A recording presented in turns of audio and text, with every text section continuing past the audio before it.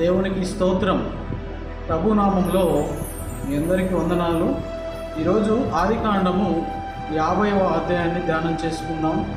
ప్రియులారా, గడిచిన దినమందు ఆదికాండము 49వ అధ్యాయంలో యాకోబును గురించినటువంటి విషయాలు. యాకోబు మరణ పడకపై ఉండి తనకు జన్మించినటువంటి 12 మంది కుమారులను పిలిచి వారిని కూర్చోబెట్టుకొని వారితో మాట్లాడుతూ ఉన్నాడు. ఈ దేవుని బిడ్డలారా, మరి మొదటి అధ్యాయము మొదలుకొని 49 అధ్యాయాల వరకు మనము జరిగినటువంటి విషయాలు చాలా క్షుణ్ణంగా పరిశీలన చేశాం, ధ్యానం చేసుకున్నాం. దేవుడు తను ఏర్పాటు చేసుకున్నటువంటి వ్యక్తులను ఏదైతే వారితో మాట్లాడాడో, ఏదైతే వారికి వాగ్దానం ఇచ్చాడో, ఆ వాగ్దానం ప్రకారము దేవుడు ప్రతి ఒక్కరిని కూడా నడిపిస్తూ వచ్చాడు.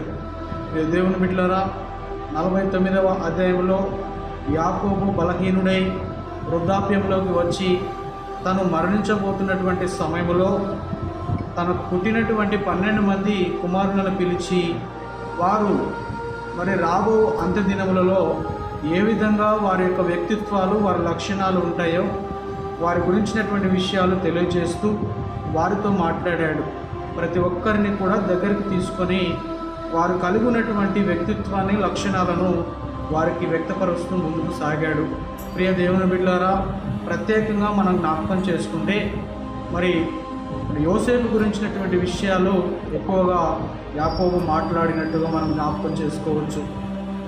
ఎందుకంటే యాకోబు మోసగాడు గనక తను చేసినటువంటి ఆ పనికి ప్రతిఫలముగా తను తన మామ దగ్గర కూడా మోసపోయాడు. తన మామ దగ్గరికి వెళ్ళి అక్కడ తను జీతము చేసి తను అనుకున్నటువంటి ప్రతి పనిని కూడా నెరవేర్చుకోవాలని చూశాడు. తన మామ మరి యాకోబును మోసం చేశాడు. తనకు నచ్చినటువంటి కుమార్తెనిచ్చి వివాహము చేస్తానని చెప్పి యాకోబును మోసం చేశాడు. రాహేలును యాకోబుకు ఇచ్చి పెళ్లి చేయకుండా లేయానిచ్చి యాకోబుకు పెళ్లి చేశాడు. ప్రియ దేవుని బిడ్డలారా, అలాగూ యాకోబు జీవితం అంతా కూడా మరి మామ అయినటువంటి లాబాను ఇంటిలో దుఃఖకరంగా, వేదనకరంగా సాగింది. అయినను దేవుడు యాకోబుకు తోడై ఉండి యాకోబును చూస్తూ, గమనిస్తూ యాకోబును హెచ్చించాలని దేవుడు యాకోబుతో వాగ్దానం చేశాడు.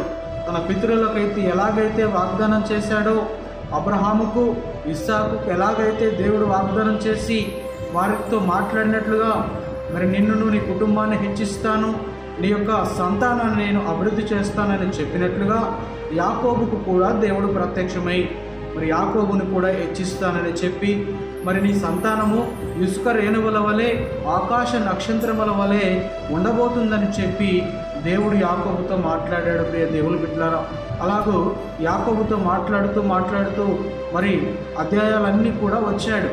తనకు మరి గర్భఫలం ఇచ్చాడు, తనకు గర్భఫలాన్ని ఇచ్చి హెచ్చించాడు. మరి తనకు 12 మంది కుమారులను పుట్టినప్పుడు వారు చేసినటువంటి ఆ క్రియలను బట్టి, వారు నడుస్తున్నటువంటి నడవడికను బట్టి యాకోబు కొంతకాలము దుఃఖ సాగరము గుండా, దుఃఖ పరిస్థితుల గుండా, వేదనకరమైనటువంటి పరిస్థితుల గుండా వెళ్ళాడు. ప్రియ దేవుని బిడ్డలారా, మనం యాకోబు జీవితాన్ని జ్ఞాపకం చేసుకొని మనం ముందుకెళ్ళినట్లయితే 49వ అధ్యాయానికి వచ్చినప్పటికీ యాకోబు వృద్ధాప్యంలోకి వచ్చాడు. 146 సంవత్సరాలు యాకోబు బ్రతికాడు, జీవనాన్ని కొనసాగించాడు. దేవుని వైపు చూస్తూ దేవుని ఆజ్ఞలను, కట్టడలను, మరి దేవుని చిత్తానుసారమైనటువంటి జీవితాన్ని జీవిస్తూ ముందుకు కొనసాగుతూ వచ్చాడు. ఇక దేవుని బిడ్డలారా, తను నివసిస్తున్నటువంటి ఆ యొక్క దేశంలో, కనానులో భయంకరమైనటువంటి కరువు కారణంగా యాకోబు తన కుటుంబాన్ని సాధలేక, పోషించలేక మరి ఐగుప్తు దేశముకి వారిని 11 మంది మరి 10 మంది కుమారులను పంపించాడు. దేవుని బిడ్డలారా, యోసేపును మితముగా ప్రేమిస్తూ ఉన్నాడు గనక, యోసేపు అంటే యాకోబుకు ఎనలేని ఇష్టము గనక యోసేపు విషయంలో కూడా యాకోబు ఎన్నో దినములు అంగారులార్చాడు, బాధపడ్డాడు, ఏడ్చాడు. ఎందుకంటే యోసేపు అన్నలు యోసేపుని చిత్రహింసలకు గురి చేశారు. చిత్రహింసలు పెట్టి యోసేపును కొట్టి మరి తన తండ్రి దగ్గరికి వెళ్ళి అబద్ధాలు చెప్పారు. యోసేపు మరణించాడు అనేటటువంటి విషయాన్ని తండ్రికి తెలియచేశాడు. దానిని బట్టి యాకోబు అనేక సంవత్సరాలు యోసేపు నిమిత్తమై అంగలార్చుతూ వచ్చాడు, ఏడుస్తూ దుఃఖిస్తూ వచ్చాడు. చిట్ట చివరి వాడైనటువంటి మరి బెన్యామీనును దగ్గర పెట్టుకొని తను తన కుమారుడైనటువంటి యోసేపు కొరకు అనేక దినములు అంగలార్చుచూ ఏడుస్తూ బాధపడుతూ వచ్చాడు. ప్రియ దేవుని బిడ్డలారా, అలాగే యాకోబు దినములు మరి ముందుకెళ్తూ ఉన్నప్పుడు కనానులో కరువు వచ్చినప్పుడు ఆ యొక్క 10 మంది కుమారులను ధాన్యము తీసుకురావడానికి ఐగుప్తుకు పంపించాడు. అక్కడ జరిగినటువంటి పరిస్థితులన్నీ కూడా మనం లేఖనాలలో జ్ఞాపకం చేసుకున్నాం. ప్రియ దేవుని బిడ్డలారా, యోసేపు మరి దేవుని కృపచేత దేవుడు యోసేపును ఏర్పాటు చేసుకొని కష్టకాలములో వేదనకరమైనటువంటి దినములలో మరి తన తండ్రి కుటుంబమును రక్షించడానికి దేవుడు ముందుగానే యోసేపును ఏర్పాటు చేసుకున్నాడు. యోసేపు ద్వారా యాకోబు కుటుంబం అంతయు కూడా రక్షింపబడింది. మరి ఆకలితో అనుమతించకుండా, ఆకలితో వారు చనిపోకుండా ముందుగానే యోసేపును ఐగుప్తు ప్రాంతానికి దేవుడే పంపించాడు. ప్రియ దేవుని బిడ్డలారా, అలాగే ఐగుప్తు దేశానికి యోసేపు వెళ్ళిన తర్వాత దేవుడి కృపచేత దేవుని యొక్క ప్రణాళిక చొప్పున తను కలిగినటువంటి ఆ పరిస్థితిని దేవుడు చూసి మరి ఆ దేశం అంతటి మీద యోసేపును ఒక ప్రధానమంత్రిగా, ఒక గొప్ప అధికారిగా యోసేపును ఏర్పాటు చేశాడు. ప్రియ దేవుని బిడ్డలారా, అలాగూ మన అధ్యాయాలన్నీ కూడా మరి ధ్యానం చేసుకున్నాం, మరి క్షుణ్ణంగా పరిశీలన చేశాం. చివరిగా మరి 50వ అధ్యాయానికి వచ్చేసరికి యాకోబు మరి చనిపోయాడు. యాకోబు చనిపోయి మరి ఆ యొక్క చనిపోయినటువంటి విషయాన్ని యోసేపు కూడా తెలుసుకొని యాకోబు తన తండ్రి అయినటువంటి యాకోబు నిమిత్తము యోసేపు ఏడుస్తూ తన తండ్రి శవము మీద పడి, అనగా మృతదేహం మీద పడి దుఃఖిస్తూ తన తండ్రిని ముద్దు పెట్టుకున్నాడు. ప్రియ దేవుని బిడ్డలారా, యాకోబు చనిపోయాడు. తర్వాత యోసేపు తన కుటుంబం అంతా కూడా మరి తన తండ్రి మృతదేహము వద్ద ఏడుస్తూ దుఃఖిస్తూ బాధపడుతూ తన తండ్రి చేసినటువంటి ఆ యొక్క పనులను గుర్తు చేసుకుంటూ, తన తండ్రి బ్రతికిన దినములను గుర్తు చేసుకుంటూ యోసేపు ముందుకు కొనసాగాడు. ప్రియ దేవుని బిడ్డలారా, తన దగ్గర ఉన్నటువంటి వైద్యులకు తన తండ్రి యొక్క మృతదేహమును సుగంధ ద్రవ్యములతో పూసి భద్రపరచాలని చెప్పి తన దగ్గర ఉన్నటువంటి వైద్యులకు ఆజ్ఞ ఇచ్చాడు. ఐగుప్తు ప్రాంతంలో ఉన్నటువంటి వారు 40 దినములు యాకోబు యొక్క మృతదేహాన్ని చూసి అంగారులార్చారు.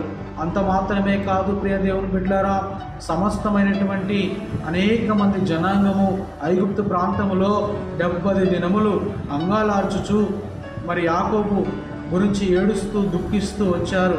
అలాగూ యాకోబు యొక్క మరి మృతదేహాన్ని చూసి యోసేపు తన దుఃఖమును ఆపుకోలేక, తన యొక్క పరిస్థితులను ఎవరికి చెప్పుకోలేక మరి యోసేపు ముందుకు కొనసాగాడు.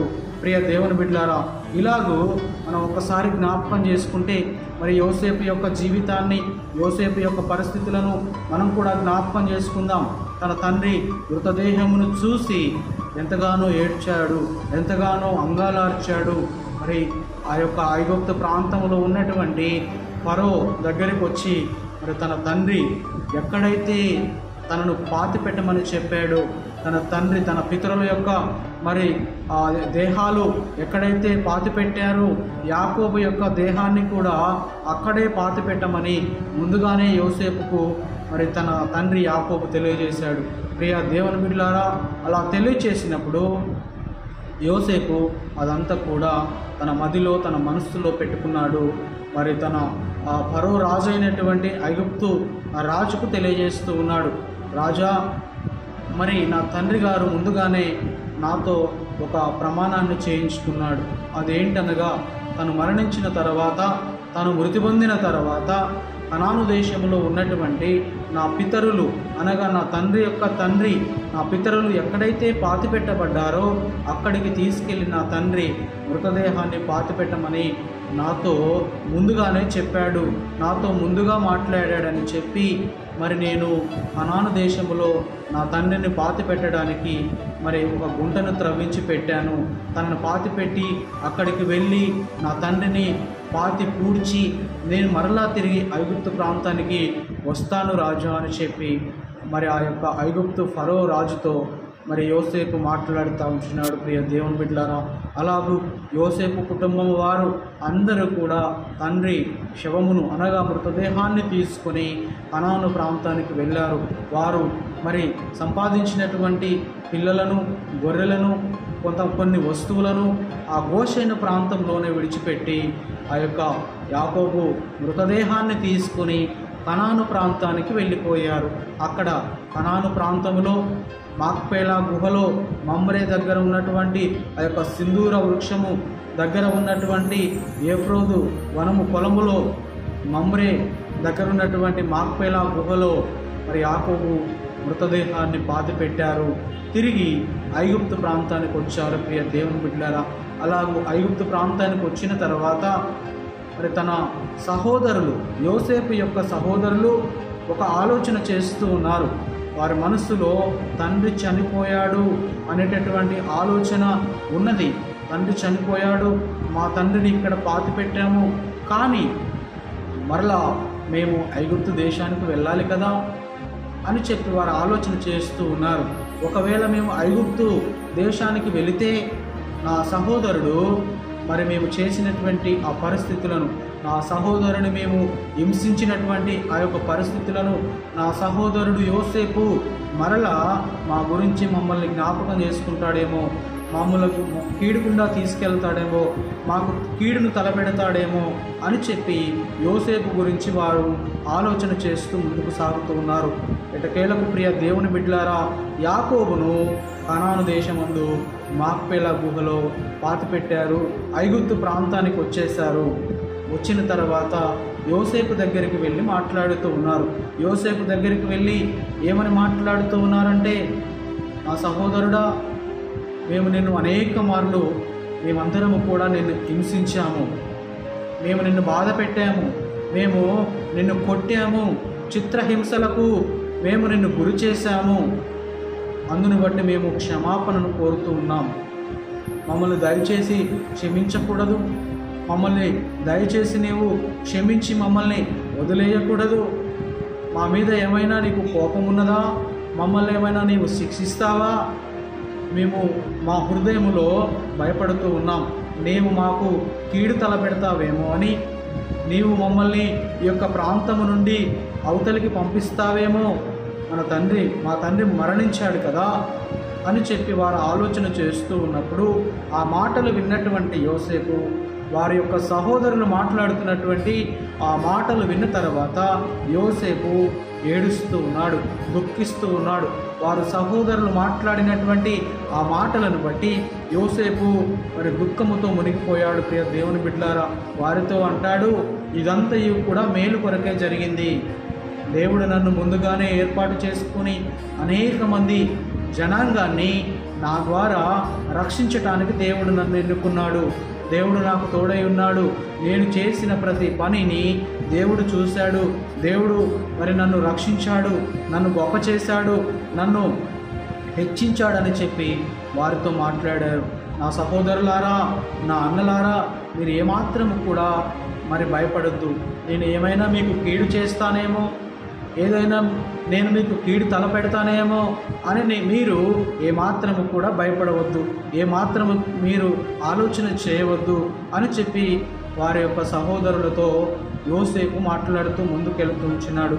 ఆ మాట విన్నటువంటి అనగా ఆ యొక్క 11 మంది సహోదరులు సాష్టాంగపడి యోసేపు దగ్గర సాష్టాంగపడి నమస్కారం చేశారు, బ్రతిమిలాడుకున్నారు. ప్రియ దేవుని బిడ్డలారా, అలాగూ యోసేపు వారిని క్షమించి, మీరు నన్ను కొట్టినప్పటికీ, మీరు నన్ను హింసించి దుఃఖకరమైనటువంటి పరిస్థితుల గుండా నన్ను తీసుకెళ్ళినప్పటికీ నేను మీ మీద ఎలాంటి పగను ద్వేషమును పెట్టుకోలేదు.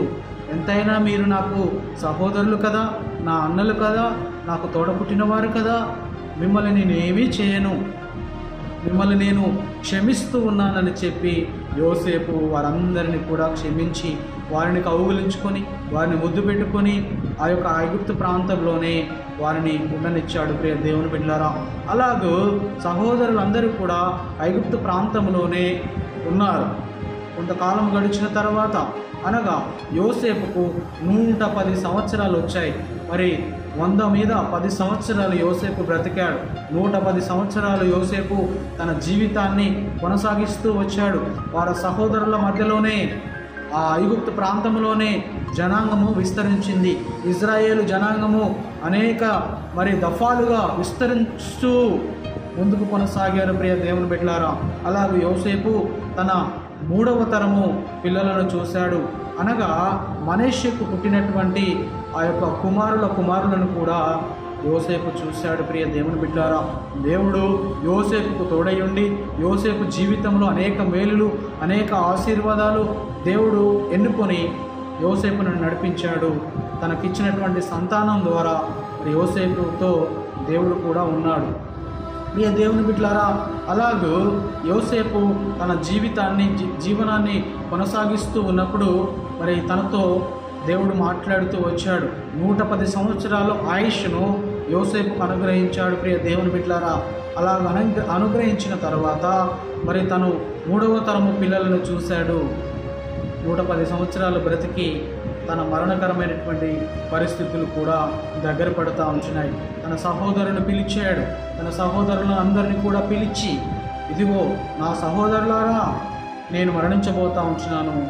నా యొక్క యోసేపు 110 సంవత్సరాలు బ్రతికిన తర్వాత తన 3వ తరం యొక్క కుమారులను చూసిన తర్వాత తన సహోదరులను పిలుస్తూ ఉన్నాడు.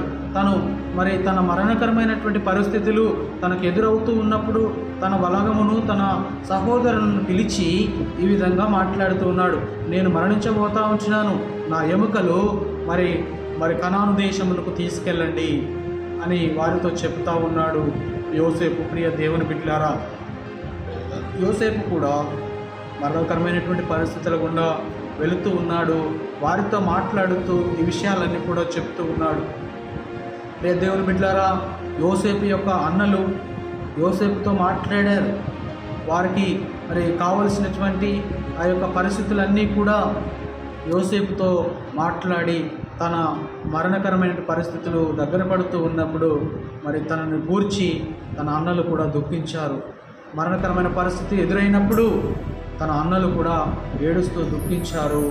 యోసేపు మరణించాడు. ప్రియ దేవుని బిడ్డలారా, తన యొక్క మృతదేహమును ఒక పెట్టెలో పెట్టి భద్రపరిచి ఐగుప్తు ప్రాంతంలోనే ఉంచారు. ప్రియ దేవుని బిడ్డలారా, ఇలాగూ యోసేపు యొక్క చరిత్ర ముగిసిపోయింది. యాకోబు 12 మంది కుమారులను కని తను మరణించి తన పితరుల వద్దకు చేర్చబడ్డాడు. యోసేపు కూడా దేవుని భయము భక్తులు కలిగి తను ఒక మంచి ఉన్నతమైన స్థితిలో ఉండి అనేక మందికి సహాయపడి కరువు ప్రాంతంలో ఉన్నటువంటి వారందరికీ కూడా ధాన్యమును ఇచ్చి ఒక గొప్ప వ్యక్తిగా బైబిల్ గ్రంథంలో లిఖించబడ్డాడు. ప్రియ దేవుని బిడ్డలారా, అలాగూ తన కుటుంబమును తన సంతతి వారందరినీ కూడా రక్షించాడు. వారందరినీ కూడా తన ఐగుప్తు ప్రాంతానికి రప్పించుకున్నాడు. వారికి ఆహారం పెట్టాడు. వారిని క్షమించాడు. వారి ఎడల ఏడిచాడు, దుఃఖించాడు, బాధపడ్డాడు. వారందరినీ చూసి యోసేపు కౌగిలించుకొని ముద్దు పెట్టుకొని వారిని రక్షించాడు. తను వృద్ధాప్యంలోకి వెళ్ళి తను కూడా మృతి పొంది ఇతరుల యొద్దకు చేర్చబడ్డాడు. ప్రియ దేవుని బిడ్డలారా, ఈ యొక్క 50వ అధ్యాయం అంతయు కూడా యాకోబు యొక్క మరణము, యోసేపు యొక్క మరణమును గురించిన విషయాలు మనం తెలుసుకున్నాం. ప్రియ దేవుని బిడ్డలారా, ఇప్పటి వరకు మనము ఆదికాండము 50 అధ్యాయాలు కూడా మనము సంపూర్ణముగా జ్ఞాపకం చేసుకున్నాం, ధ్యానించాం. దేవుడిచ్చినటువంటి కృపను బట్టి, దేవుడిచ్చినటువంటి గొప్ప అవకాశమును బట్టి దేవాది దేవుని స్తుతించే వారమై ఉండాలి. దేవాది దేవుని మనం మహింపరిచే వారమై ఉండాలి.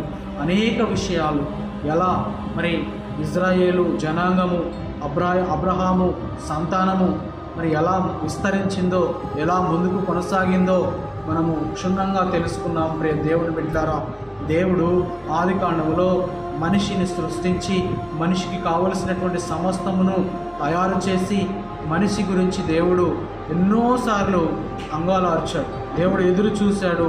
ఈ యొక్క చిట్ట చివరి అధ్యాయంలో కూడా దేవుడు వారందరినీ కూర్చిన విషయాలు తెలియజేశాడు. మొదటి అధ్యాయమును మొదలుకొని చివరి 50వ అధ్యాయం వరకు కూడా దేవుడు మనుషులు ఎలా జీవించాలి, ఎలా బ్రతకాలి, ఎలా లోబడాలి, జనాంగం ఎలా విస్తరించాలి అనేటటువంటి విషయాలన్నీ కూడా దేవుడు క్షుణ్ణంగా తెలియజేసి 50 అధ్యాయాలు కూడా రాయించి పెట్టాడు. ప్రియ దేవుని బిడ్డలారా, ఈ అధ్యాయము రాసినటువంటి వ్యక్తి భక్తుడైనటువంటి మోషే గారు మనకు ఆదికాండమును రాసి మనకు ఉంచాడు. ప్రియ దేవుని బిడ్డలారా, ఈ అధ్యాయాలన్నీ కూడా మనము మొదటి నుంచి చివరి అధ్యాయం వరకు ధ్యానం చేసుకున్నాము. అందులో ఉన్నటువంటి విషయాలన్నీ కూడా మనము క్షుణ్ణంగా పరిశీలన చేసి తెలుసుకున్నాం. కనుక తర్వాత జరగబోయేటటువంటి పరిస్థితులన్నీ కూడా నిర్గమకాండములో దేవుడు స్పష్టంగా రాయించి పెట్టాడు. అందులో ఉన్నటువంటి విషయాలు మనం తెలుసుకుపోయే ముందు ఆ దేవుణ్ణి స్తుతిస్తూ మహిమపరుస్తూ ఈ యొక్క చదవబడినటువంటి లేఖనాలన్నింటిని బట్టి దేవుడిచ్చిన సమయాన్ని బట్టి దేవుణ్ణి స్తుతిస్తూ మహిమపరుస్తూ ముందుకు కొనసాగాలని చెప్పి దేవుణ్ణి స్తుతిస్తూ మహిమపరుస్తూ ఈ నా కొద్ది మాటలు ముగిస్తూ ఉంటున్నాను. దేవుని నామానికి మహిమ కలుగును గాక. ఆమేన్, ఆమేన్, ఆమేన్.